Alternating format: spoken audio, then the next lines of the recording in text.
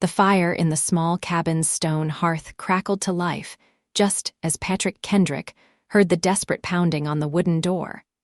Barely audible over the howling wind that rattled the windows with such force he worried the glass might shatter. He crossed the cramped living room in 3 long strides, his work boots echoing on the worn floorboards, and pulled open the door to find a woman standing on his porch, soaked to the bone, shivering violently in what looked like an expensive wool coat that was doing absolutely nothing to protect her from the storm that had rolled in over the mountains without warning. Her dark hair was plastered to her face, and her lips had taken on a bluish tint that made Patrick's chest tighten with concern. "Please," she managed through chattering teeth, "my car went off the road about a mile down. I walked until I saw your lights." Patrick didn't hesitate. He grabbed her arm gently and pulled her inside, shutting the door firmly against the wind. "You need to get out of those wet clothes right now. I'll get you something dry." The woman nodded, too cold to argue or even introduce herself properly. Patrick disappeared into the small bedroom at the back of the cabin and returned with a thick flannel shirt, sweatpants, and wool socks. "Bathroom's through there," he said, pointing. "Get changed. I'll make you something hot to drink." While she changed, Patrick added more wood to the fire and put a kettle on the old gas stove in the kitchen area. The cabin was small, just one main room that served as living room and kitchen, one bedroom and a bathroom. It wasn't much, but it was warm and dry, which was what mattered right now. He heard the bathroom door open and turned to see the woman emerge, swimming in his clothes. Even disheveled and wrapped in oversized flannel, there was something striking about her. She had high cheekbones, intelligent gray eyes, and carried herself with a certain grace despite her ordeal. "Thank you," she said, her voice steadier now. "I'm Penelope Crawford." "Patrick Kendrick," he replied, extending his hand. Her grip was firm despite the cold. "Come sit by the fire. I've got tea brewing." Penelope settled onto the worn couch near the hearth, and Patrick draped a heavy quilt over her shoulders. He disappeared into the kitchen and returned with 2 steaming mugs of tea. As he handed her one, their fingers brushed briefly, and he noticed how delicate her hands looked, with perfectly manicured nails, even if the polish was now chipped. "I cannot thank you enough," Penelope said, wrapping both hands around the mug. "I thought I was going to freeze out there." "What were you doing driving up this mountain in weather like this?" Patrick asked, settling into the armchair across from her. "The forecast said this storm was coming." Penelope looked sheepish. "I was trying to get to the resort on the other side. I had a meeting scheduled for tomorrow morning. My assistant kept telling me to reschedule, but I insisted I could make it." She shook her head. "Pride, I suppose. Must be an important meeting," Patrick observed. "It seemed that way a few hours ago," Penelope admitted, taking a sip of tea. "Now, not so much." Funny how nearly dying puts things in perspective. Patrick smiled at that, his rugged face softening. "Yeah, it does. You're lucky you found this place. There's not much else up this far." "Do you live here alone?" "Most of the time, yeah. My daughter Emma stays with me every other week." "She's with her mother this week." There was a note of sadness in his voice when he mentioned his daughter. "How old is she?" 7. Smart as a whip and twice as stubborn. Patrick's expression transformed when he talked about Emma, his whole face lighting up with obvious love. Penelope smiled warmly. "She sounds wonderful. She is. She's everything." Patrick stood and moved to the fire, prodding the logs with an iron poker. "So this meeting of yours must be pretty important if you were willing to risk the mountain roads." Penelope hesitated. She found herself not wanting to tell this man about her real life, about Crawford Industries, and the merger negotiations that had consumed her every waking moment for the past 6 months. Here, in this small cabin with the fire crackling and the storm raging outside, she felt like she could be someone else, someone simpler. "Just business," she said vaguely. "Nothing that cannot wait, apparently." Patrick nodded, accepting her answer without pressing further. "Well, you're welcome to stay here tonight. The storm is supposed to blow through by morning. I can help you with your car then." "I couldn't impose like that." It's not an imposition. It's survival.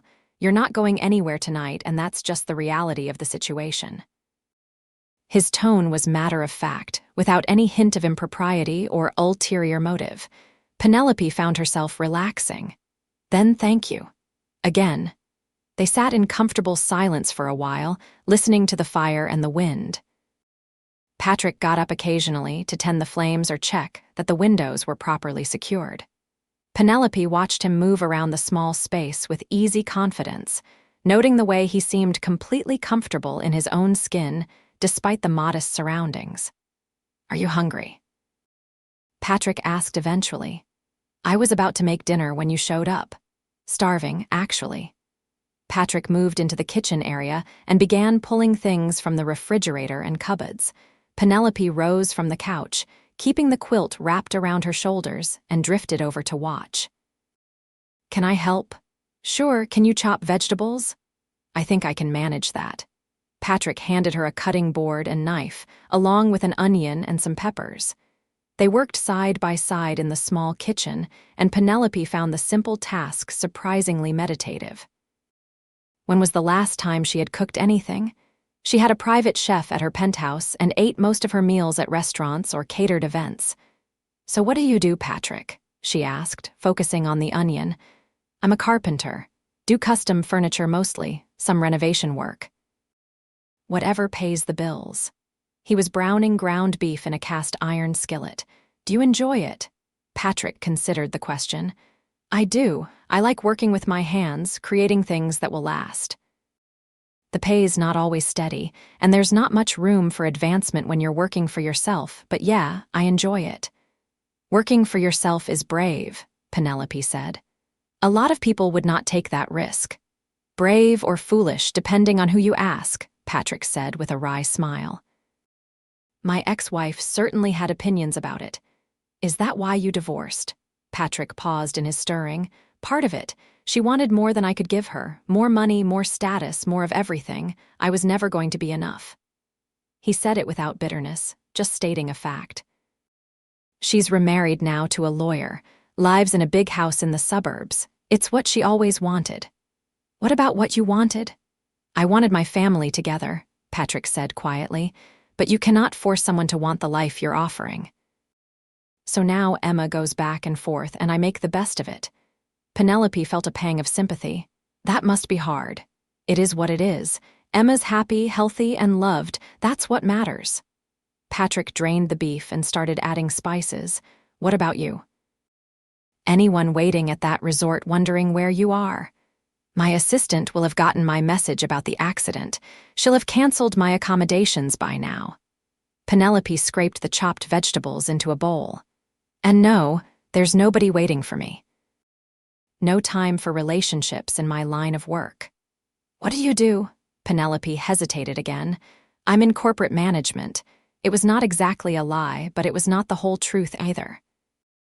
She ran Crawford Industries, a manufacturing company her grandfather had founded, and her father had grown into a multi-billion-dollar enterprise.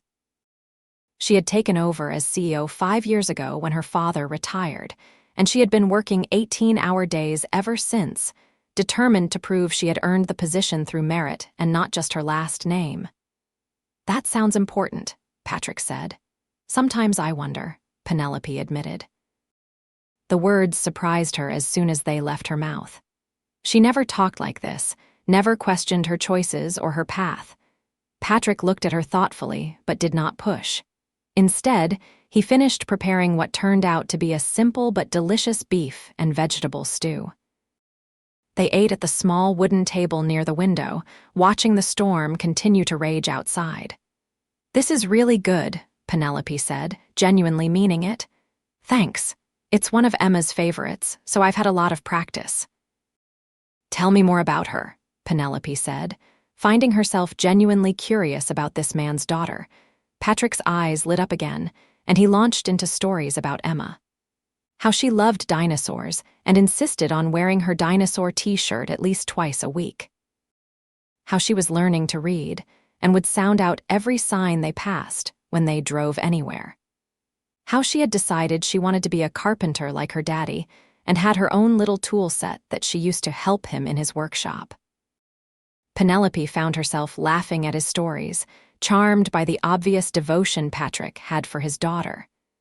There was something deeply appealing about a man who loved his child so completely and unself-consciously. "You're a good father," she said when he paused. Patrick looked almost embarrassed. "I try. She deserves the best, even if I cannot always give her everything." "It sounds like you give her what she needs most," Penelope said softly. After dinner, they cleaned up together, falling into an easy rhythm. The storm showed no signs of letting up, and Patrick found extra blankets and pillows to make up the couch for Penelope. "You take the bedroom," she protested. "This is your home, and you're my guest. I'll be fine out here by the fire." His tone made it clear there would be no arguing. Penelope accepted gracefully. They talked for another hour by the fire, conversation flowing easily. Patrick told her about growing up in these mountains, about learning woodworking from his grandfather.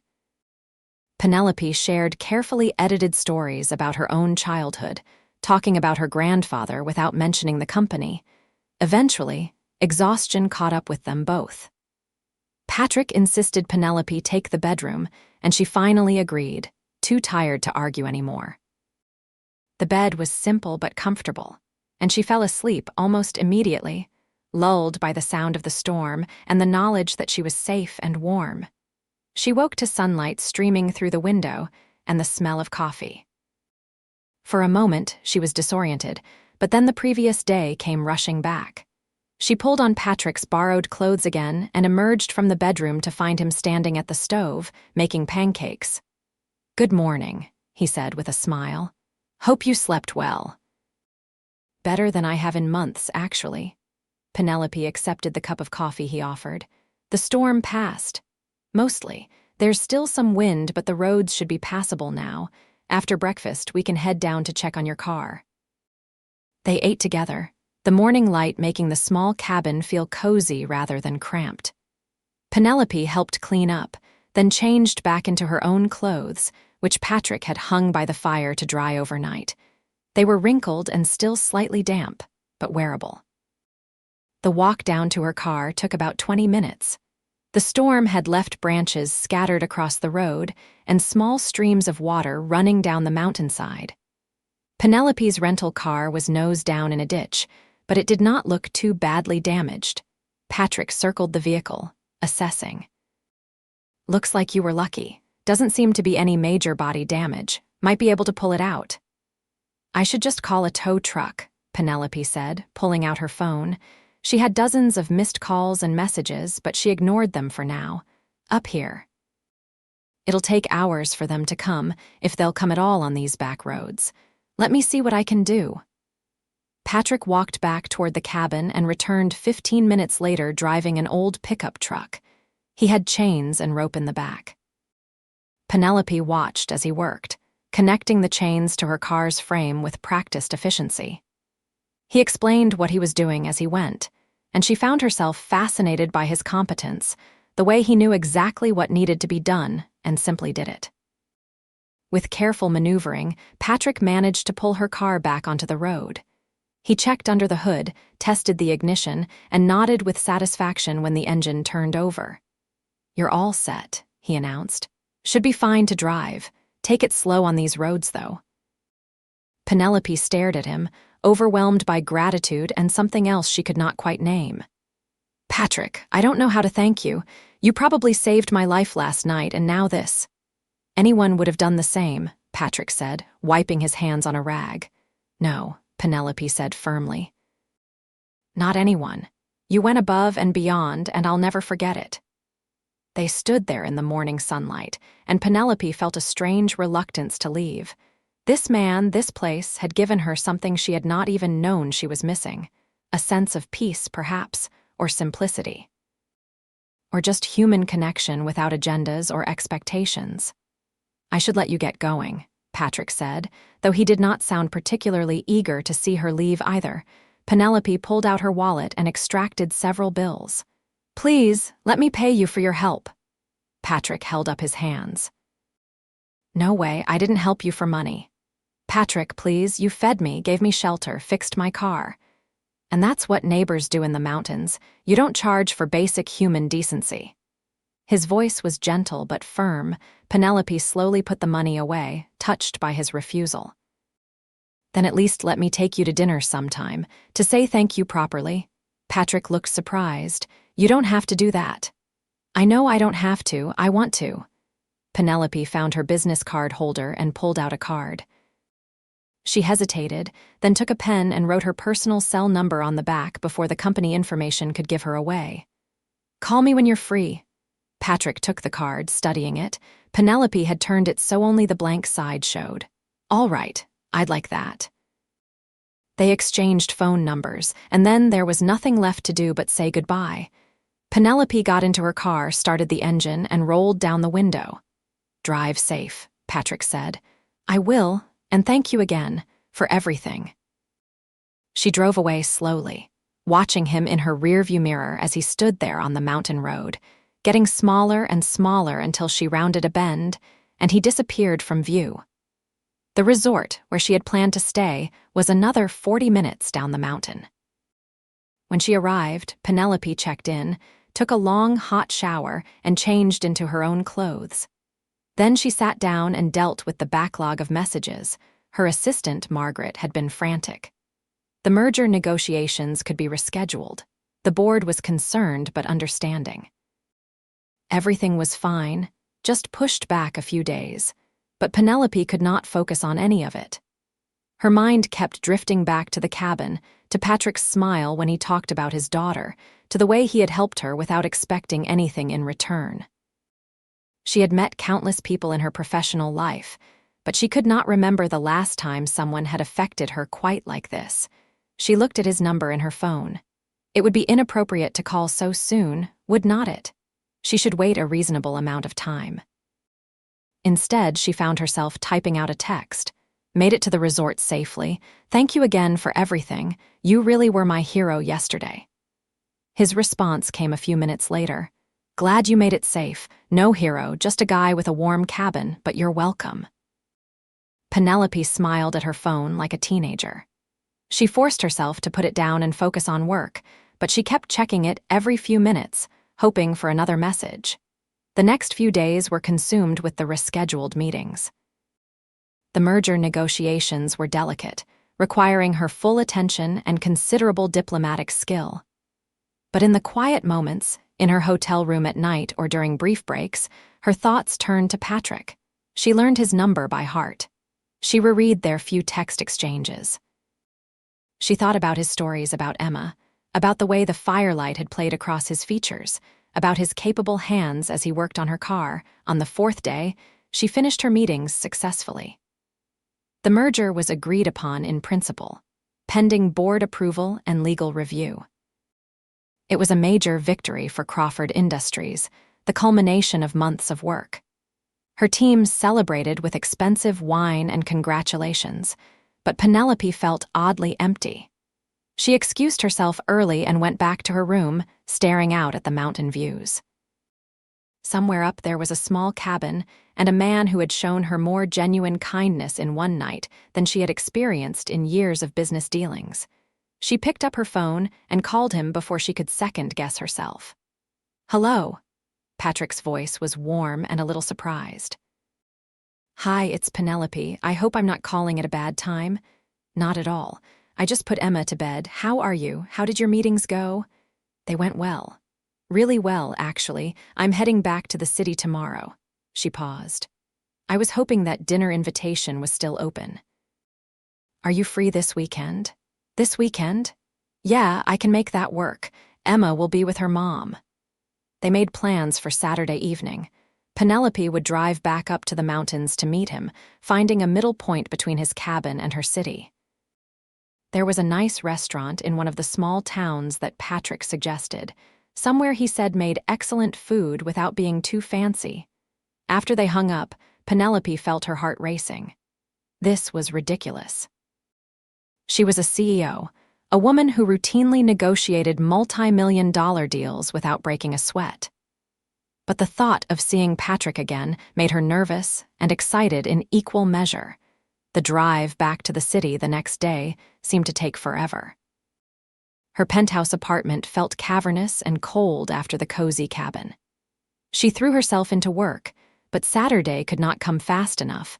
When the day finally arrived, Penelope spent an embarrassing amount of time deciding what to wear. She wanted to look nice, but not overdressed. She finally settled on dark jeans, a soft cashmere sweater, and ankle boots. Simple but put together, the drive back toward the mountains felt surreal. Just a week ago, she had been fighting through a storm on these same roads, terrified and lost. Now she was driving back voluntarily, eager to see a man she had known for less than 24 hours. The restaurant Patrick had suggested was in a small town about halfway up the mountain. It was charming, with exposed brick walls and warm lighting. Patrick was already there when she arrived, standing as she approached the table. He looked good. Really good. He wore dark jeans and a button-down shirt that brought out the green in his eyes. His hair was slightly damp, like he had showered right before coming. "You look beautiful," he said, and the sincerity in his voice made Penelope blush. "Thank you. You clean up pretty well yourself." They sat down, and any nervousness Penelope had felt melted away immediately. Talking to Patrick was as easy as it had been in the cabin. They ordered wine and appetizers, and conversation flowed naturally. Penelope asked about Emma, and Patrick showed her pictures on his phone. The little girl had her father's eyes and a gap-toothed smile that was absolutely adorable. Penelope felt her heart squeeze looking at the obvious love between father and daughter in the photos. "She's beautiful," Penelope said sincerely. "She's my world," Patrick replied simply. They talked about everything and nothing. Patrick told her about a custom dining table he was building for a client. Penelope found herself fascinated by his descriptions of the wood grain, the joinery techniques, the satisfaction of creating something with his own hands. "You really love what you do," she observed. "I do. I know it's not glamorous or particularly profitable, but there's something satisfying about it that I cannot quite explain." Patrick took a sip of his wine. "What about you? You said you're in corporate management. Do you love what you do?" Penelope considered the question carefully. "It's complicated. I love the challenge of it, the strategy, building something bigger than myself. But sometimes I wonder if I'm doing it because I love it or because it's expected of me." Expected by who? Family, mostly. Legacy. Penelope realized she was skating close to revealing too much, but something about Patrick made her want to be honest. "My family has certain expectations. I've spent my whole life trying to meet them." Patrick reached across the table and took her hand. The gesture was simple but electric. "That sounds exhausting." "Sometimes it is," Penelope admitted. His hand was warm and calloused, and she did not want him to let go. "For what it's worth, you seem like someone who has nothing to prove to anyone." Penelope felt tears prick her eyes unexpectedly. She blinked them back. "That might be the nicest thing anyone has said to me in a long time." They continued talking through dinner, sharing stories and laughs. Penelope could not remember the last time she had enjoyed someone's company so much. There was no pretense with Patrick, no games or hidden agendas. He was exactly who he appeared to be, and she found that incredibly refreshing. When the check came, they both reached for it. Patrick was faster, but Penelope protested. "I invited you, remember? This was supposed to be my thank you." "How about we split it?" Patrick suggested. "I'm old-fashioned enough to want to pay, but I also respect that you invited me." They compromised, splitting the bill down the middle. As they walked out to the parking lot, neither seemed ready for the evening to end. "Would you want to take a walk?" Patrick suggested. "There's a nice trail just up the road that leads to a lookout point." "I'd love that." They drove separately to the trailhead, then set off together in the fading light. The trail was well maintained and not too steep, winding through pine trees with the mountain views opening up periodically. Patrick walked close beside her, occasionally taking her elbow to help her over rough patches, even though she was perfectly capable of managing on her own. She did not mind his attentiveness at all. The lookout point was breathtaking. They could see for miles, the mountains rolling away into the distance, painted in shades of purple and gold by the setting sun. "This is incredible," Penelope breathed. "I used to come up here a lot when I was younger," Patrick said, "when I needed to think or clear my head. It reminds me that my problems are pretty small in the grand scheme of things." They stood side by side, watching the sunset paint the sky in brilliant colors. Patrick's hand found hers, their fingers intertwining naturally. Penelope leaned into him slightly, and he wrapped his arm around her shoulders. "I'm really glad you called," Patrick said softly. "Me too." They stayed until the stars started to appear, talking quietly about hopes and dreams and fears. Penelope found herself opening up in ways she never did, sharing her worries about being good enough, about living up to her family name, about sacrificing her personal life for professional success. Patrick listened without judgment, occasionally offering insights or just supportive silence. He talked about his own struggles, about the guilt he felt when he could not give Emma everything her stepfather could, about wondering if he had made the right choices in life. "You're an amazing father," Penelope assured him. "Emma is lucky to have you. Money cannot buy what you give her." "I know that logically," Patrick admitted. "But it's hard sometimes, watching her get dropped off in her stepdad's luxury car, hearing about the vacations they take. I want to give her the world." "You are giving her the world, your world, the one that matters." Penelope squeezed his hand. "Trust me, as someone who grew up with money, the best memories I have are the simple ones. Not the expensive gifts or fancy trips, but the times when my grandfather would take me to his workshop and teach me about the business. When my dad would cancel meetings to come to my school plays. That's what Emma will remember." Patrick looked at her with such warmth that Penelope felt her breath catch. "How are you real?" he asked softly. "I could ask you the same thing." He leaned in slowly, giving her plenty of time to pull away if she wanted. She did not want to. His lips met hers gently at first, tentative, then with growing confidence as she responded. The kiss was sweet and deep and made Penelope feel like she was falling, even though her feet were firmly on the ground. When they finally pulled apart, both were smiling. "I've been wanting to do that since the cabin," Patrick admitted. "Really? Even when I looked like a drowned rat." "Especially then," he teased. "You were pretty cute in my oversized clothes." They kissed again, and this time Penelope wrapped her arms around his neck, pressing closer. Patrick held her securely, one hand cradling her face with surprising tenderness. Eventually, they made their way back down the trail in the darkness, hands clasped, shoulders bumping companionably. At the parking lot, they lingered by Penelope's car, neither wanting to say goodbye. "When can I see you again?" Patrick asked. "How about next weekend? You could come to the city."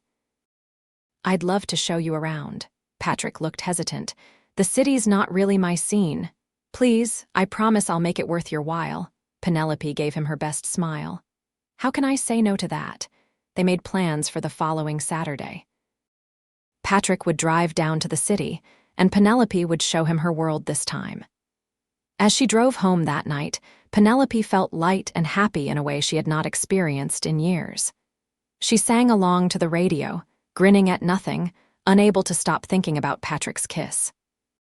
The week crawled by. Penelope threw herself into work, but her mind wandered constantly. She found herself daydreaming during board meetings, distracted by thoughts of green eyes and capable hands. Margaret noticed the change in her boss's demeanor, but wisely said nothing. Just smiled knowingly when Penelope checked her phone constantly for messages from Patrick. They texted throughout the week, sharing pieces of their days. Patrick sent her photos of the table he was working on, and Penelope was struck by the beauty of the wood grain, the careful craftsmanship evident even in the unfinished piece.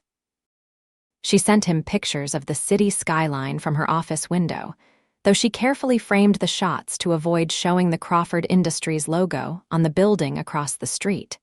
The deception was starting to weigh on her. She knew she needed to tell Patrick the truth about who she was, but she was terrified of how he might react. Would he think she had been lying to him? Would he feel intimidated or uncomfortable? Would the easy connection they had built disappear under the weight of her wealth and position? She told herself she would tell him this weekend. She would find the right moment and be honest with him. They could not build something real on half-truths and omissions. Saturday morning, Penelope woke early, nervous and excited. She cleaned her penthouse thoroughly, trying to see it through Patrick's eyes. Would he think it was too much? Too pretentious? The space was beautiful, all clean lines and expensive furnishings, but suddenly it felt cold and impersonal compared to his cozy cabin. She had planned a whole day for them. Brunch at her favorite cafe, a walk through the botanical gardens, dinner at a restaurant she loved that was nice but not stuffy. Casual, comfortable, a chance to just be together. Patrick called when he was close to the city, and Penelope gave him directions to her building. When she told him the address, there was a pause. "That's a pretty fancy neighborhood," Patrick observed. "It's convenient for work," Penelope said, which was true as far as it went. When Patrick arrived, Penelope met him in the lobby, not wanting him to see her penthouse just yet. He looked slightly out of place in the marble and glass entrance, but his face lit up when he saw her. "Hey," he said, pulling her into a hug. "I missed you." "I missed you too." And she had, with an intensity that surprised her. They walked to the cafe, Patrick taking her hand naturally. He looked around with interest at the busy city streets, so different from the quiet mountain roads he was used to. "This is your normal day-to-day?" he asked, more or less. "Does it seem crazy to you?" "A little," Patrick admitted. "But I can see the appeal. There's energy here." Brunch was wonderful. They sat at a small table by the window and talked and laughed like they had known each other for years instead of weeks. Patrick told her about Emma's latest adventure in preschool, and Penelope found herself completely charmed by his stories. After brunch, they walked to the botanical gardens. The fall flowers were in bloom, and the gardens were beautiful. They strolled hand in hand, talking easily, stopping occasionally to admire a particular flower or sit on a bench in the sun. "This is really nice," Patrick said. "I did not expect to enjoy the city this much. See, it's not all bad." "I never said it was bad. Just different from what I'm used to." Patrick pulled her close and kissed her temple. "But anywhere you are seems pretty good to me." Penelope felt her heart swell. She was falling for this man, falling hard and fast. It terrified and thrilled her in equal measure. They got coffee from a vendor and sat by the duck pond, watching children feed the birds. Patrick talked about wanting to bring Emma here sometime, and Penelope loved that he was already thinking about the three of them spending time together. "I'd love to meet her," Penelope said. "If that's something you'd be comfortable with." Patrick looked at her seriously. "I don't introduce Emma to women I'm dating casually. She's been through enough with the divorce. I only want her to meet someone if it's serious." "And is this serious?" Penelope asked, her heart racing. "It is for me," Patrick said quietly. "I know we have not known each other long, but I feel something here, something real. Do you?" "Yes," Penelope said without hesitation. "I feel it too." They kissed slow and sweet, not caring that they were in public. When they pulled apart, both were smiling. "So you'd really want Emma and me to meet?" Penelope asked. "I would. If you're ready for that. 7-year-olds are a lot.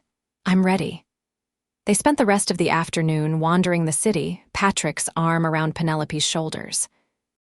She showed him some of her favorite spots: a used bookstore tucked away on a side street, a park with an amazing view of the river, a little hole in the wall restaurant that made the best sandwiches. "You're not what I expected," Patrick said as they sat on a bench watching the river. "What do you mean?" "I don't know.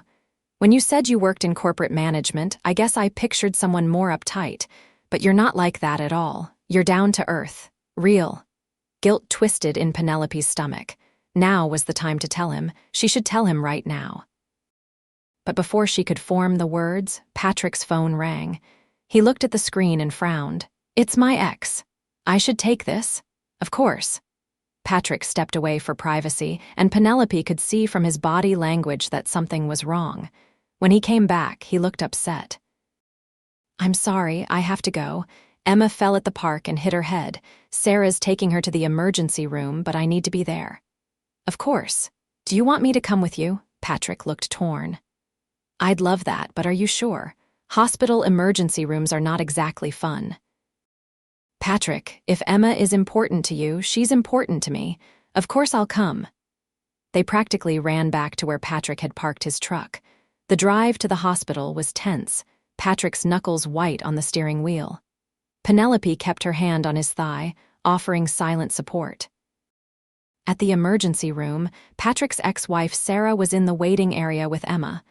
The little girl had a butterfly bandage on her forehead, but seemed more upset than hurt.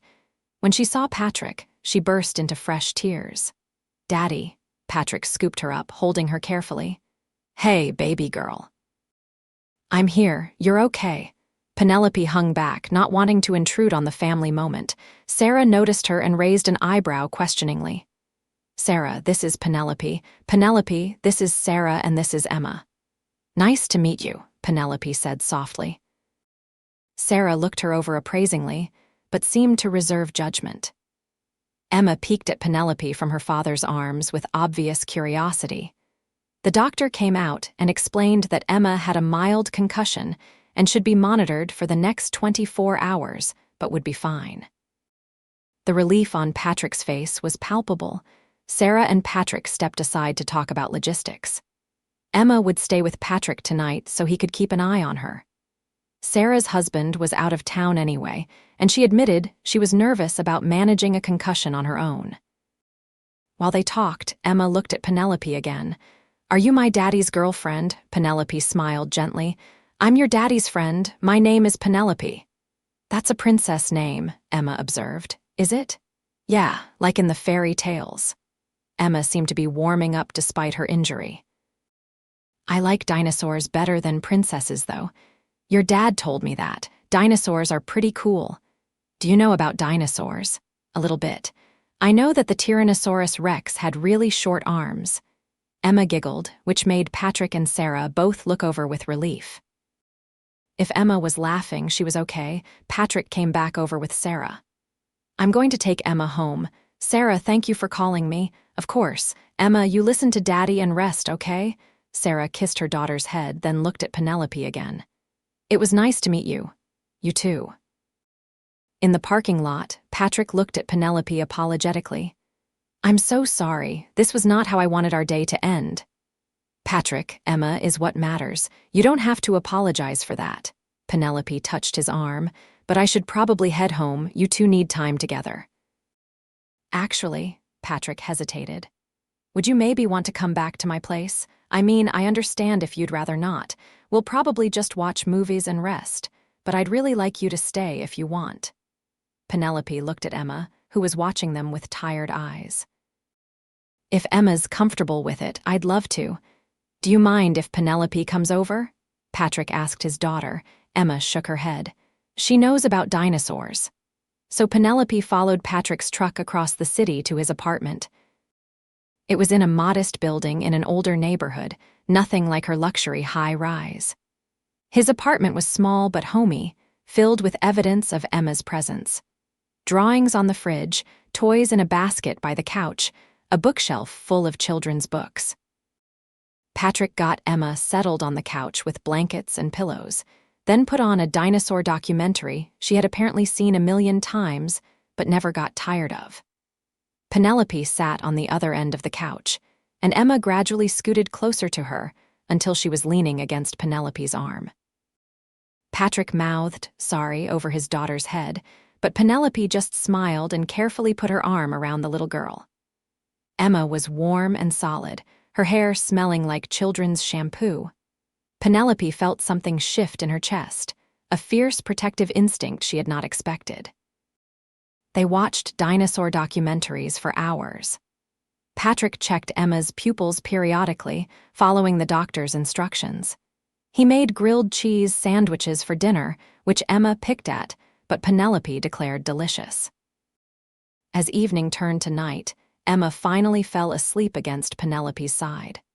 Patrick came over and carefully lifted his daughter, carrying her to her bedroom. He came back a few minutes later. She's out. I'll need to wake her every few hours to check on her, but for now she's resting. Patrick sat down next to Penelope with a heavy sigh. Thank you, for today, for coming to the hospital, for being so good with Emma. You don't have to thank me, I wanted to be here. Penelope leaned into him. She's wonderful, Patrick, you've done such a good job with her. She liked you, Patrick said, sounding pleased. She's usually shy with new people. Well, I liked her too. They sat together quietly, Patrick's arm around Penelope's shoulders. The apartment was quiet except for the hum of the refrigerator and distant city traffic. I should probably go soon, Penelope said reluctantly. Let you focus on Emma. Stay, Patrick said. I mean, if you want to, you could sleep on the couch, I just want you here. Penelope knew she should go home. She had meetings on Monday morning that she needed to prepare for. But the thought of leaving Patrick and Emma felt wrong somehow. Okay, she agreed. I'll stay. Patrick found her extra blankets and a pillow.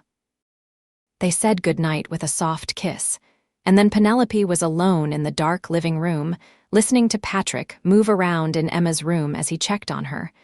She thought about her penthouse across the city, empty and cold. She thought about her life before the storm, before Patrick.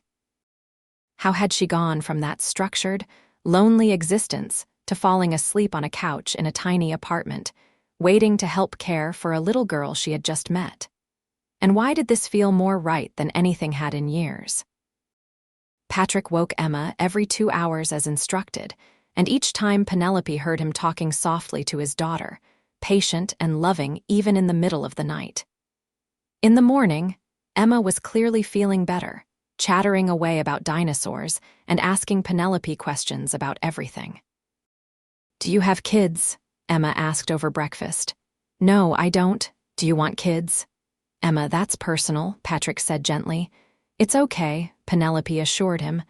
I never really thought about it much before. I've been focused on work, but I think I might someday. Emma seemed satisfied with this answer.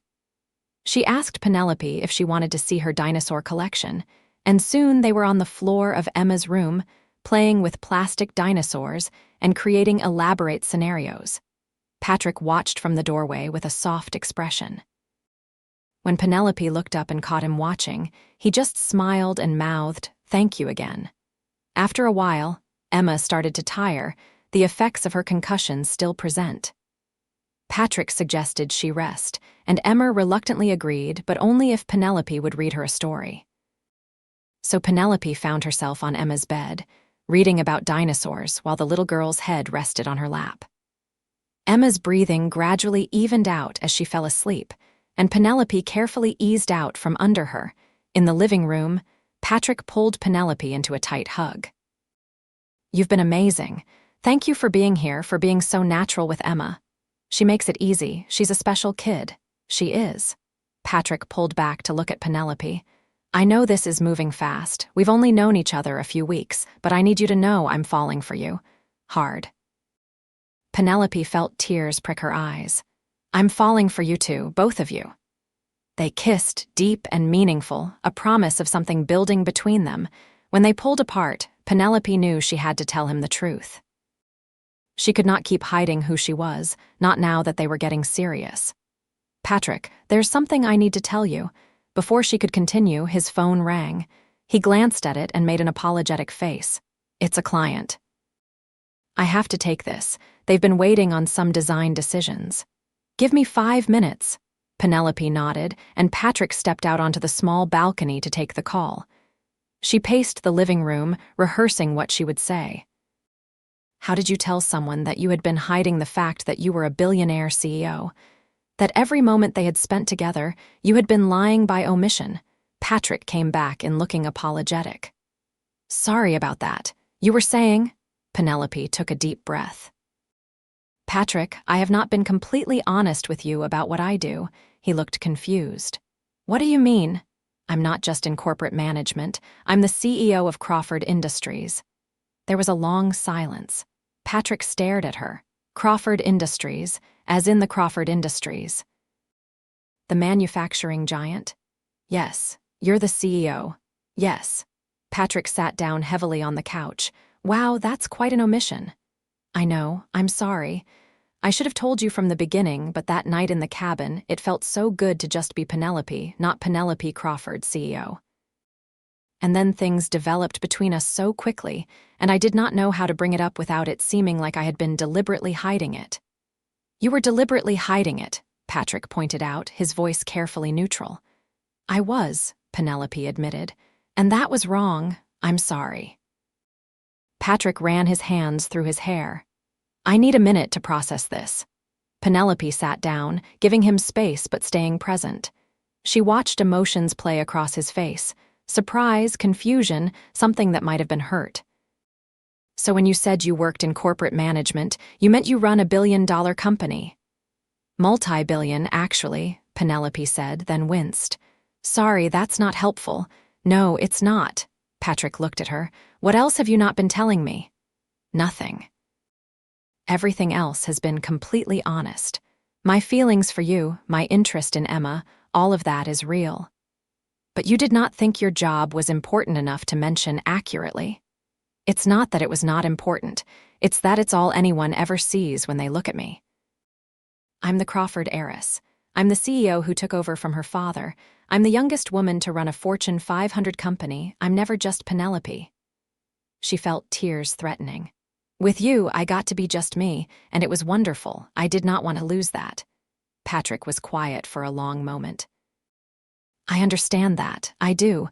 But I thought we were building something real here. Real requires honesty. You're right, I'm sorry, I should have told you sooner. Penelope wiped at her eyes. Are you angry? I don't know what I am, Patrick admitted. Overwhelmed, maybe. You're a CEO. I'm a carpenter who can barely make rent some months. Those are very different worlds. Does that matter? Doesn't it? You have responsibilities, a lifestyle, pressures I cannot even imagine. How does someone like me fit into that? The same way someone like you has made room for me in your life. We figure it out together. Penelope reached for his hand, relieved when he did not pull away. Patrick, I don't care about the differences in our bank accounts. I care about you. About the man who saved me in a storm, who loves his daughter more than anything, who creates beautiful things with his hands. That's who I'm falling in love with. Patrick's eyes widened. Love. Penelope realized what she had said. She could take it back, soften it, or she could be brave. Yes, love. I know it's fast, but I think I'm falling in love with you. Patrick pulled her close, burying his face in her hair. God help me. I'm falling in love with you too. Both of us are, Emma and me. They held each other for a long moment. When they pulled apart, Patrick looked more settled, though still processing. I'm going to need some time to wrap my head around all this, he admitted. It's a lot. I know, take all the time you need. I'm not going anywhere. So what does this mean for us, practically speaking? Nothing has to change, Penelope said. Except now you know the truth. I'm still the same person you've been getting to know. I still want to see you, spend time with you and Emma. I still want to figure out how to make this work. Are there going to be photographers, media attention? Hopefully not. I try to keep my personal life very private. The business press knows who I am professionally, but I've worked hard to stay out of the tabloids. Patrick nodded slowly. What about your family? Are they going to have opinions about you dating a carpenter? My father will probably have opinions. He has opinions about everything. Penelope smiled wryly. But I stopped living my life for his approval a long time ago. If he cannot accept you, that's his problem. That's easy to say now. I mean it, Patrick. You and Emma are important to me. More important than my father's approval. They talked for a while longer, Patrick asking questions about her work, her life, trying to reconcile the woman he knew with the CEO she was. Penelope answered everything honestly, relieved to finally have everything out in the open.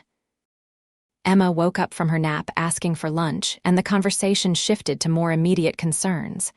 Penelope stayed for a while longer, but eventually she needed to go home and prepare for her work week. I'll call you, Patrick promised at the door. We'll figure this out. Promise? Promise. He kissed her softly. I love you. I think I'm still getting used to saying that, but it's true. I love you too. The next few weeks were an adjustment period for both of them. Patrick needed time to process Penelope's revelation, and she gave him the space to do so while still making it clear she was committed to making their relationship work. They saw each other regularly, careful dates that navigated their different worlds. Penelope came to the mountains some weekends. Patrick came to the city others. Slowly, they found their rhythm. Emma was an enthusiastic supporter of their relationship, declaring that Penelope was the nicest and asking when she would see her again every time they parted. Penelope found herself falling for the little girl as much as she had fallen for Patrick. About a month after her revelation, Penelope invited Patrick to a company event. It was a charity gala that Crawford Industries sponsored every year, black tie and fancy. She had been dreading it, but having Patrick there would make it bearable. "Are you sure you want me there?" Patrick asked when she invited him. "I'll probably say the wrong thing to someone important. You'll be perfect, and you'll be there with me, which is all that matters." Patrick rented a tux, looking uncomfortable but devastatingly handsome. When he picked up Penelope from her penthouse, his eyes widened at the sight of her in a floor-length gown. "You look incredible," he said. "So do you, very James Bond. I feel like an imposter." "You're not. You're my date, and I'm so proud to have you with me." The gala was everything Penelope usually hated: loud, crowded, full of people trying to make business connections while pretending to care about charity. But with Patrick's hand at the small of her back, it was bearable. She introduced him to colleagues and board members, noting with satisfaction that Patrick was gracious and charming even when clearly out of his comfort zone. Several people made assumptions about him based on his occupation, subtle digs or condescending questions, but Patrick handled them with dignity. At one point, Penelope's father approached. David Crawford was a tall, distinguished man in his late 60s, with iron gray hair and the same sharp gray eyes as his daughter. "Father," Penelope said carefully, "this is Patrick Kendrick. Patrick, this is my father, David Crawford." The two men shook hands, sizing each other up. David's expression was neutral but assessing. "So you're the carpenter," David said. It was not quite an insult, but not exactly welcoming either. "That's right, sir." Patrick did not flinch or apologize for what he was. "Interesting." David looked at his daughter. "Penelope, we should talk about the quarterly projections soon." "Monday morning," Penelope agreed. "Right now I'm enjoying the evening." David nodded and moved on, leaving an awkward silence in his wake. "That went well," Patrick said dryly. "That was him on his best behavior, believe it or not." Penelope squeezed his hand. "Thank you for being here. Nowhere else I'd rather be." Later in the evening, they slipped outside to the terrace for some fresh air. The city sparkled below them, and Penelope leaned into Patrick's warmth. "Your world is intense," Patrick observed. "It is. Too intense sometimes. But you're amazing at it. I've been doing some research, reading about Crawford Industries. You've increased profits by 30% since you took over. You've implemented sustainable practices. You're making a real difference." Penelope was surprised. "You've been researching me. Of course, I want to understand what's important to you." Patrick turned her to face him. "And I'm proud of you. What you've accomplished, the person you are, I hope you know that." Penelope felt tears spring to her eyes. "Thank you, that means everything." They kissed under the stars, the sounds of the party muffled through the terrace doors. When they pulled apart, Patrick looked serious. "I've been thinking a lot about us, about our future." Penelope's heart raced. And I want you to know I'm all in. I know we come from different worlds and there will be challenges, but I love you. Emma loves you. I want to figure out how to make this work long term." "Are you sure? Because my world can be demanding and complicated." "And mine can be unpredictable and financially unstable," Patrick countered.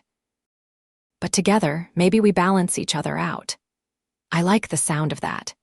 They stayed on the terrace for a long time, making plans and promises. When they finally went back inside, Penelope felt lighter than she had in months. As fall turned into winter, their relationship deepened. Penelope spent more and more time with Patrick and Emma, integrating herself into their routine. She learned to make Emma's favorite meals, attended her school events, helped with homework. Patrick started spending time at Penelope's penthouse, gradually becoming comfortable in her world. They navigated the challenges as they came. Penelope's demanding work schedule was balanced by Patrick's flexibility. His modest income was supplemented by Penelope's resources, though they were careful to keep things equitable and never let money become a source of tension.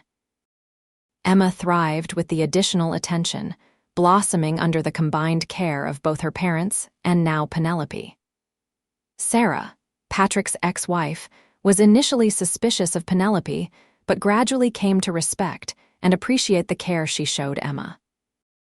Winter holidays were approaching, and Patrick asked Penelope what her plans were. "Usually I do a formal dinner with my father and some business associates," Penelope admitted. "It's more obligation than celebration." "That sounds awful. Why don't you spend the holidays with us instead?" "Nothing fancy, just the three of us. Emma would love it." Penelope felt her throat tighten. "Are you sure?" "Absolutely sure. You're part of our family now." Family. The word settled into Penelope's chest, warm and right. She spent the holidays at Patrick's apartment, helping Emma decorate a modest tree and baking cookies that turned out slightly burned but delicious anyway. On Christmas morning, she woke up on Patrick's couch, with Emma climbing onto her to wake her up excitedly. "Penelope, Santa came. You have to come see." Penelope let herself be dragged into the living room, where Patrick was already up making coffee. He caught her eye and smiled, and Penelope thought she had never been happier. Emma opened her presents with enthusiasm, exclaiming over every gift. Penelope had been careful not to overwhelm her with expensive things, instead choosing thoughtful presents that Emma would actually enjoy. A new dinosaur encyclopedia, art supplies, a child-sized tool belt to match her daddy's. Patrick gave Penelope a beautiful wooden box he had made himself, inlaid with delicate patterns. "For your jewelry or whatever you want," he explained. "I know you probably have fancy boxes already, but I wanted to make you something." "It's perfect," Penelope said, tears in her eyes. "The most beautiful thing anyone's ever given me." That afternoon, after Emma had been picked up by Sarah for dinner with her other family, Patrick and Penelope sat by the tree, enjoying the quiet. "I have something else for you," Patrick said, suddenly nervous. He pulled a small box from his pocket, and Penelope's breath caught. "Patrick, I know we've only been together a few months. I know there's still stuff we're figuring out, but I've never been more sure of anything in my life." He opened the box to reveal a simple but beautiful ring. "Penelope Crawford, will you marry me?" Penelope launched herself at him, kissing him fiercely. "Yes, yes, of course yes." Patrick laughed and slipped the ring onto her finger. It fit perfectly, the stone catching the light from the tree. "I was so nervous. I've been carrying this around for weeks, waiting for the right moment." "This is the perfect moment." Penelope kissed him again. "I love you so much." "I love you too. We both do, Emma and me." They spent the rest of the day wrapped up in each other, making plans and dreaming about their future. When Penelope finally called her father to tell him the news, his response was subdued. "Are you certain about this, Penelope? You've known him less than 6 months." "I'm certain, father, more certain than I've ever been about anything. He has a child already." "You'll be taking on a ready-made family." "I know, and I'm grateful for it. Emma is wonderful," David sighed. "If this is what you want, I won't stand in your way, but I hope you've thought this through." "I have, I promise." After hanging up, Patrick wrapped his arms around her. "He'll come around." "Maybe, but even if he doesn't, it doesn't change anything. I choose you. I choose us." They set a date for the following summer, wanting time to plan but not willing to wait too long.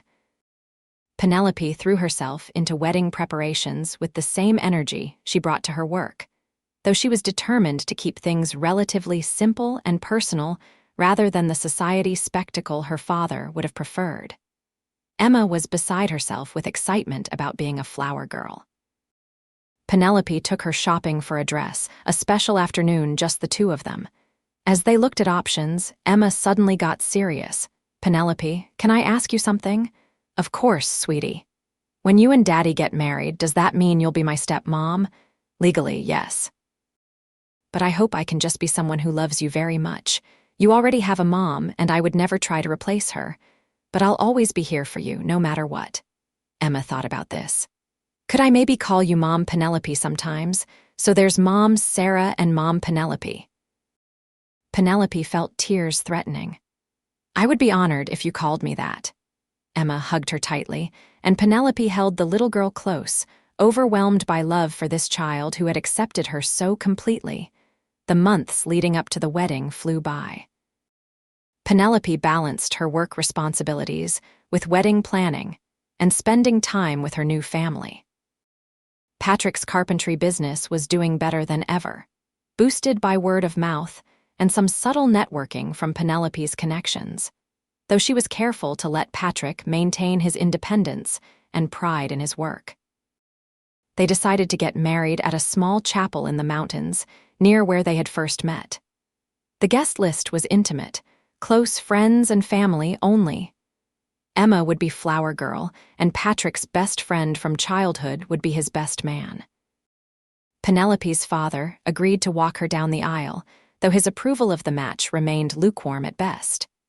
But Penelope found she did not need his approval anymore. She had found something more valuable than his validation. She had found love, family, and a partner who valued her for who she was rather than what she represented. The day of the wedding dawned clear and beautiful. Penelope got ready in a room at a nearby inn, surrounded by Margaret and a few close friends. Her dress was simple but elegant, nothing like the elaborate gown her father had suggested. She wanted to feel like herself, not a fairy tale princess. Emma arrived with Sarah, who had been gracious enough to help get her ready. The little girl looked adorable in her flower girl dress, practically vibrating with excitement. "You look like a real princess," Emma exclaimed. "A beautiful princess. Thank you, sweetie." "You look pretty beautiful yourself." When it was time, Penelope's father appeared to walk her down the aisle. He looked at her for a long moment, his expression softening slightly. "You look lovely, Penelope." "Thank you, father." "Are you happy?" The question surprised her. "Very happy." "Happier than I've ever been," David nodded. "Then I suppose that's what matters. He's a good man, even if he's not what I would have chosen for you. He's perfect for me, and Emma is perfect. They're my family now." "I can see that." David offered his arm. "Shall we?" The walk down the aisle seemed to take forever and no time at all. Penelope was vaguely aware of guests turning to look, of music playing, of flowers decorating the small chapel. But all she really saw was Patrick at the end of the aisle, looking at her with such love and wonder that her breath caught. Emma performed her flower girl duties with serious concentration, carefully dropping petals along the path. When she reached the front, she gave Penelope a big thumbs up that made everyone laugh. Then Penelope was standing beside Patrick, holding his hands, looking into his eyes as they exchanged vows. They had written their own, wanting their promises to be personal and meaningful. "Patrick," Penelope began, her voice steady despite her emotion. "The day I knocked on your cabin door, I was lost in more ways than one. You gave me shelter from the storm, but more than that, you gave me a glimpse of a life I did not know I was missing. A life built on love and simple joys and what really matters.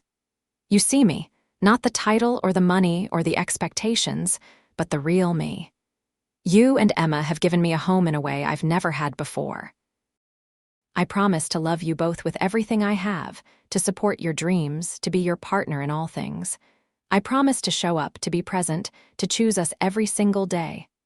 Patrick's eyes were bright with tears. "Penelope, I was not looking for someone when you stumbled into my life. I thought I had everything figured out, that Emma and I were doing just fine on our own. But you showed me that letting someone in does not make you weak, it makes you stronger. You've brought so much joy and love into our lives.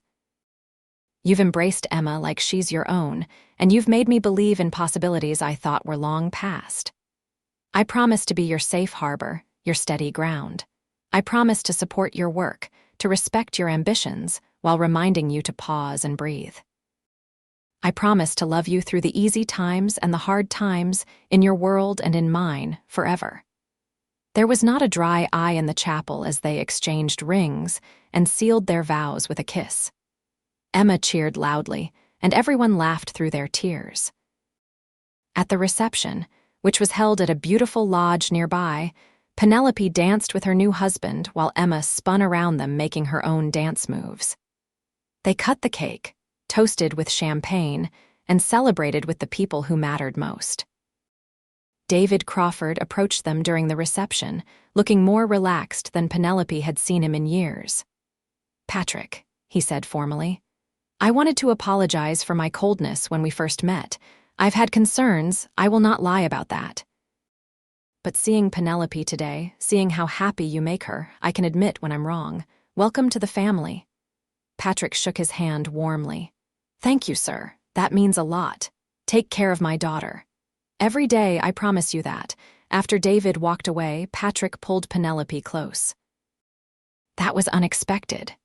"Pleasant surprises happen sometimes," Penelope said, "though I would have married you regardless of his approval. I know, that's one of the many reasons I love you." They spent their honeymoon at a beautiful beach resort, just the two of them. Emma stayed with Sarah, though they video-called every day so Emma could tell them about her adventures. Penelope had initially suggested an exotic international destination, but Patrick had convinced her that somewhere closer to home would be just as special. He was right. They spent lazy days on the beach, went hiking in nearby nature preserves, and enjoyed dinners at small local restaurants. It was simple and perfect, a reflection of what their relationship had always been. Real, honest, focused on each other rather than grand gestures. "Thank you for this," Penelope said one evening as they watched the sunset from their balcony, "for giving me a different life than the one I thought I had to have." "Thank you for taking a chance on a poor carpenter in a cabin," Patrick replied. "Best decision you ever made." "Absolutely the best decision I ever made." When they returned home, it was to the house they had purchased together, a compromise between their two worlds. It was in a quiet neighborhood halfway between Patrick's workshop and Penelope's office, big enough for all of them with a yard for Emma to play in and a workshop for Patrick attached to the garage. Emma had her own room decorated with dinosaurs, plus a guest room for when friends or family visited. The home was warm and welcoming, a perfect blend of Penelope's style and Patrick's craftsmanship. He had made much of the furniture himself, each piece a labor of love. They settled into married life with surprising ease. Penelope cut back slightly on her work hours, learning to delegate more and trust her team. Patrick's business continued to grow, and he hired an assistant to help with the workload. Emma thrived in her new home, loving that she got to see both Penelope and her daddy all the time during their custody weeks. On weekends, they found new family traditions. Saturday morning, pancakes made by Patrick while Emma and Penelope set the table. Sunday afternoon, hikes in the mountains. Movie nights where Emma got to pick the film and they made popcorn together. Penelope found herself learning things she had never imagined caring about: how to properly oil wood furniture, the difference between various dinosaur species, the best techniques for building blanket forts. Simple joys that had been missing from her previous life of constant work and achievement. About a year after their wedding, Penelope realized she was late. She took a pregnancy test, her hands shaking as she waited for the results. When she saw the positive sign, she sat on the bathroom floor and cried happy tears. That evening, she told Patrick and Emma together at dinner. "I have some news," she said, trying to keep her voice steady. "We're going to have a baby. Emma, you're going to be a big sister." Emma's eyes went wide. "Really? A real baby? A real baby?" Emma launched herself at Penelope, hugging her tightly. "I'm going to teach them everything, about dinosaurs and art and everything." Patrick came around the table and pulled both his girls into his arms. "This is the best news." "The very best news." "You're happy?" Penelope asked, searching his face. "Happy doesn't even begin to cover it. Are you happy?" "So happy. I did not know if kids were in our future, given my age and the demands of my job, but this feels so right. It is right, Patrick assured her. Everything about us is right. The pregnancy was smooth, though Penelope struggled with continuing to work at her usual pace. Patrick and Emma both hovered over her protectively, making sure she rested and ate properly. Even David became more involved, excited at the prospect of a grandchild, despite his earlier reservations about the marriage. Emma was fascinated by every stage of the pregnancy, talking to Penelope's growing belly and reading stories to her future sibling. She helped pick out baby names and insisted on helping decorate the nursery. When Penelope went into labor on a spring evening, Patrick remained remarkably calm, getting her to the hospital efficiently while Emma stayed with Sarah. The labor was long but manageable, and when their son was finally born, Patrick cut the cord with tears streaming down his face. "He's perfect," Patrick whispered, looking down at the tiny baby in Penelope's arms. "You're both perfect." They named him Peter, after Patrick's grandfather who had taught him woodworking. Emma met her baby brother the next day and was instantly smitten, declaring him the cutest baby in the whole world. Bringing Peter home was an adjustment. Penelope took maternity leave from Crawford Industries, the first significant break she had taken in her entire career. To her surprise, the company continued running smoothly without her constant presence, a testament to the team she had built and the systems she had put in place. Patrick balanced his work with helping care for Peter, and Emma was a devoted big sister despite being jealous occasionally. They figured out their new family dynamic together, supporting each other through sleepless nights and the overwhelming love that came with a new baby. When Peter was 3 months old, Penelope returned to work part-time, finding a better balance than she had ever managed before. She was still CEO, still making important decisions and leading the company, but she was also present for her family in ways that would have seemed impossible in her old life. On Peter's first birthday, they had a small party in their backyard. Emma helped decorate, and Patrick made a cake from scratch. Sarah and her husband came, as did David and several close friends. Watching Peter smash his cake with gleeful abandon while Emma cheered him on and Patrick laughed, Penelope felt a contentment so deep it almost hurt. David approached her as she stood watching her family. "You look happy," he observed. "I am, happier than I ever thought possible." "I was wrong about Patrick," David admitted. "I'll say it plainly.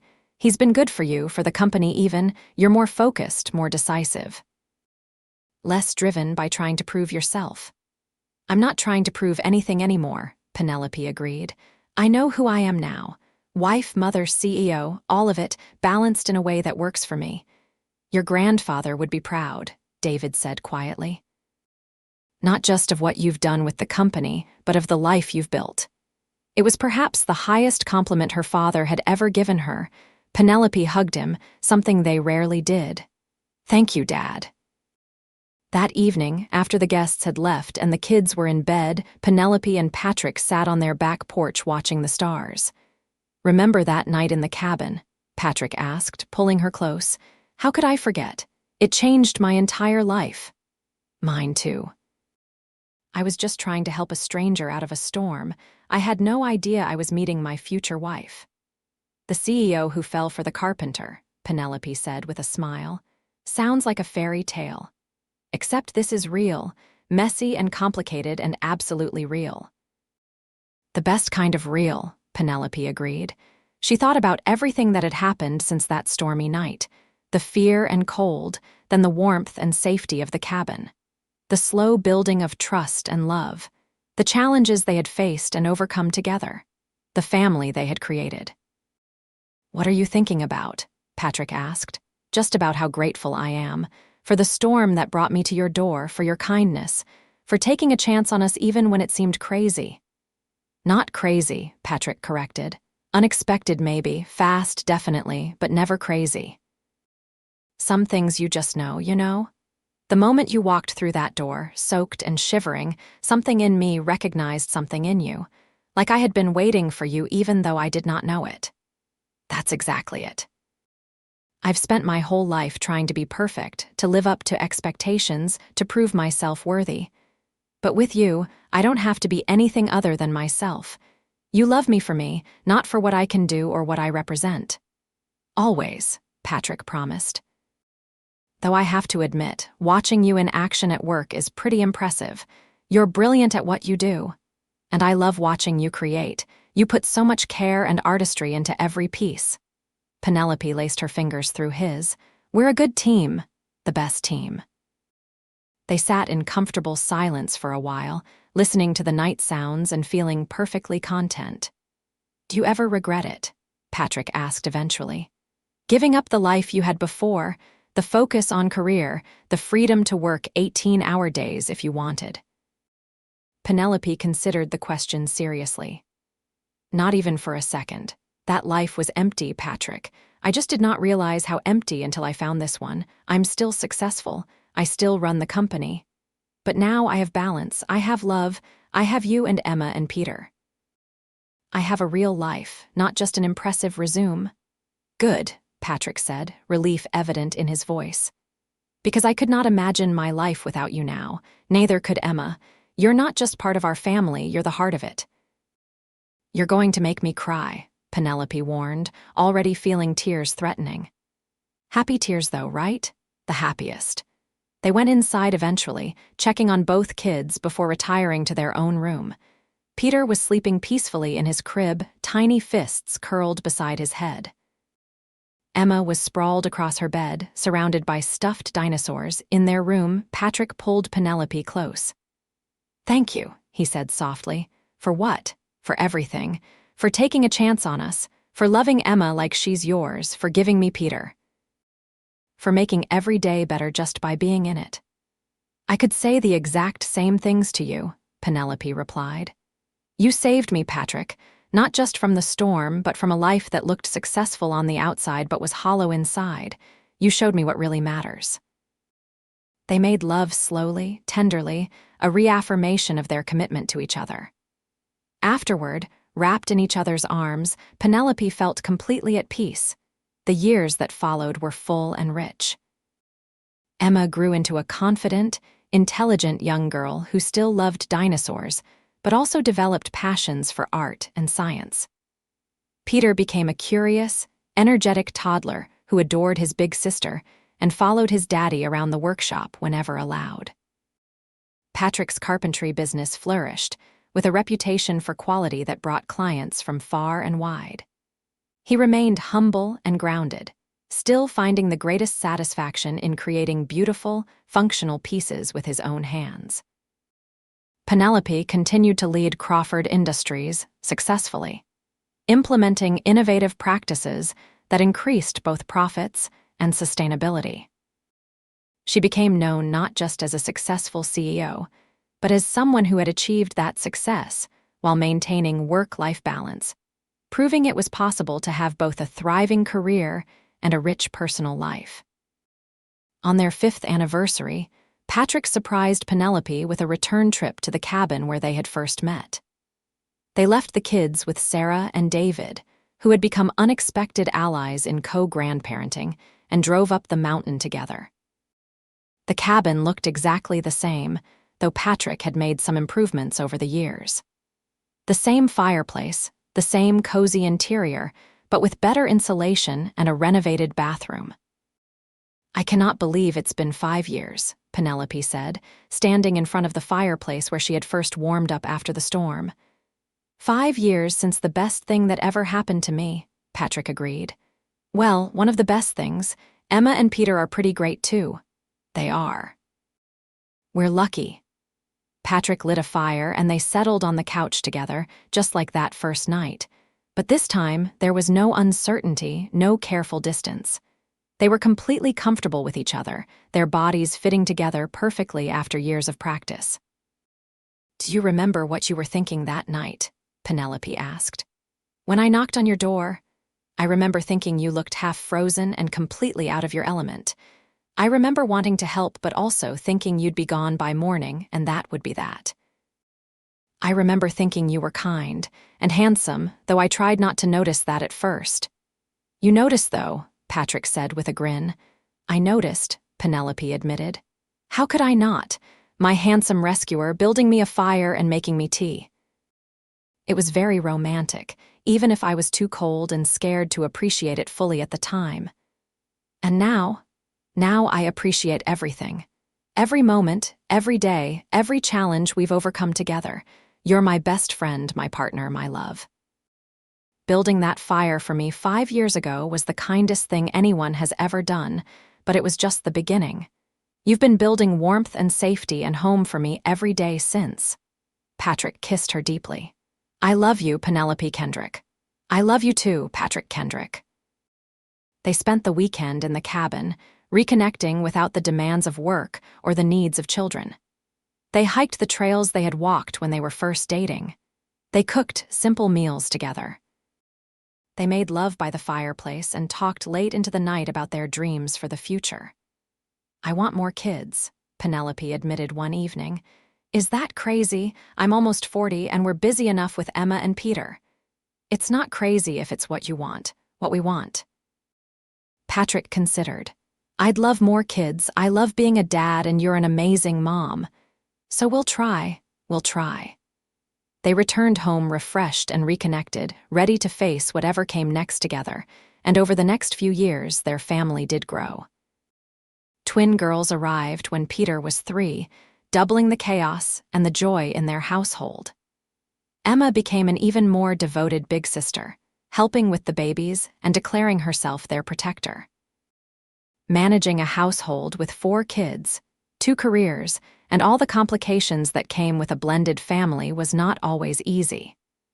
There were hard days, stressful moments, times when everything felt like too much.